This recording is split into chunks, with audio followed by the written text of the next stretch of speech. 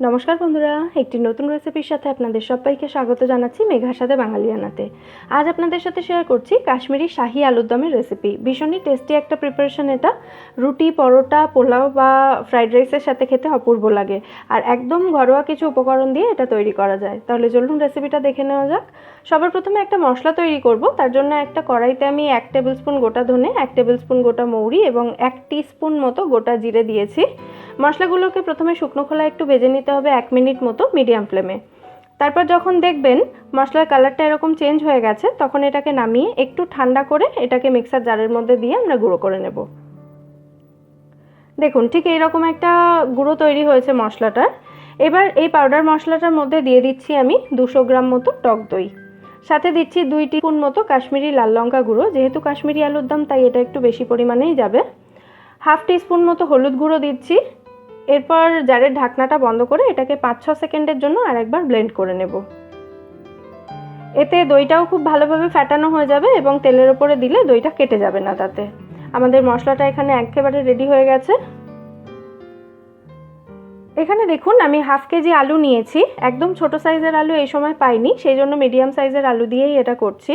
আলুটাকে খোসা ছাড়িয়ে খুব ভালো করে ধুয়ে তারপর একটা কাঁটা চামচ দিয়ে আলুর গায়ে এরকম চারিদিক থেকে ফুটো করে দিচ্ছি, যাতে সমস্ত মশলাটা আলুর মধ্যে খুব ভালোভাবে ঢোকে। সমস্ত আলুগুলো এভাবে ফুটো করে নেওয়ার পর এর মধ্যে দিয়ে দিচ্ছি সামান্য একটু হলুদ গুঁড়ো 1/4 টিস্পুন মতো, 1/4 টিস্পুন লাল লঙ্কা গুঁড়ো আর দিচ্ছি সামান্য নুন। সমস্ত মশলাগুলো দিয়ে আলুটাকে খুব ভালোভাবে মাখিয়ে নিতে হবে।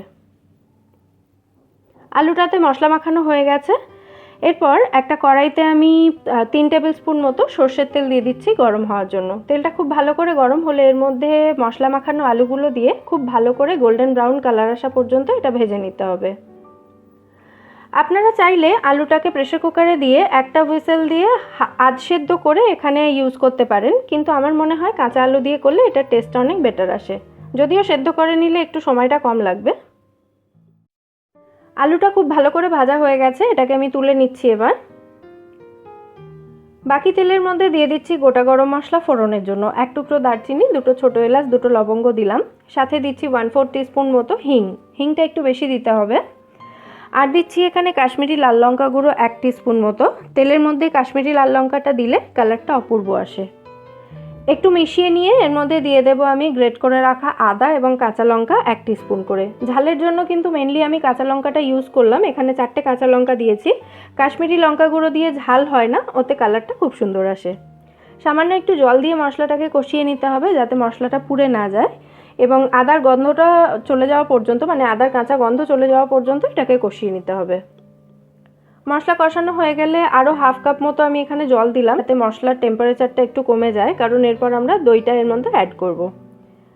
মশলার টেম্পারেচার যদি বেশি থাকে তাহলে কিন্তু দইটা দেওয়ার পর কেটে যেতে পারে। আপনারা চাইলে এই সময় গ্যাসটা কিছুক্ষণের জন্য অফ করে দইটা মেশাতে পারেন।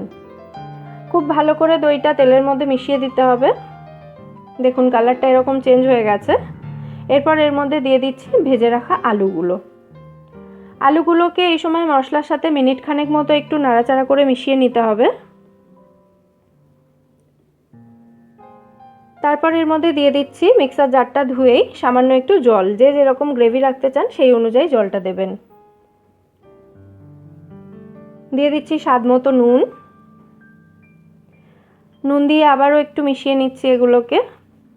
তারপর এটাকে একদম লো ফ্লেমে রেখে ঢাকা দিয়ে রান্না করতে হবে যতক্ষণ না আলুটা পুরোপুরি সেদ্ধ হচ্ছে ততক্ষণ পর্যন্ত। আমি এখানে চন্দ্রমুখী আলু নিয়েছি, সেই জন্য আলুগুলো সেদ্ধ হতে আমার 10 মিনিট মতো সময় লেগেছে। জ্যোতি আলু হলে আরেকটু হয়তো বেশি সময় লাগবে।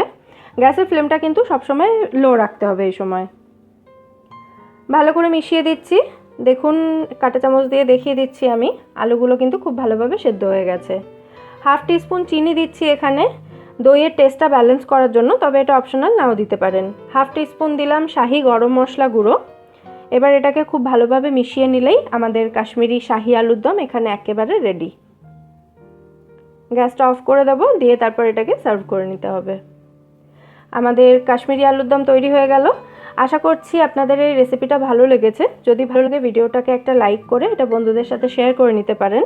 আর এরকম আরও রেসিপি পাওয়ার জন্য আমার চ্যানেলটা সাবস্ক্রাইব করে নেবেন যদি এখনও না করেন। ফিরে আসবো নতুন কোনো রেসিপি নিয়ে। সবাই সুস্থ থাকবেন, ভালো থাকবেন এবং সবাই